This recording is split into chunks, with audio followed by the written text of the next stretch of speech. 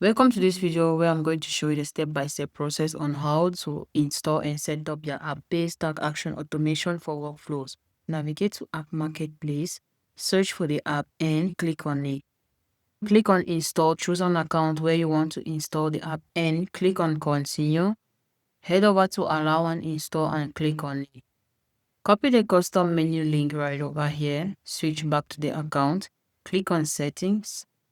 Click on the custom menu links and head over to create new. You give an icon and you give a title. Then you paste the URL right over here. You choose a sidebar preference and an account. Give a role-based visibility and click save. Once you're done with the custom menu link, switch to the account where you added it. Search for the custom menu link, click on it, and you're going to have this interface with all the available apps. Search for the app itself and you click on connect. The second interface is going to pop up with its necessary features such as documentation, and everything you need to get started with the app is right in here. We have the smart queue video that is going to guide you on how to get the necessary credentials to set up your app. We have the app set up, no worries, let's walk you through on that.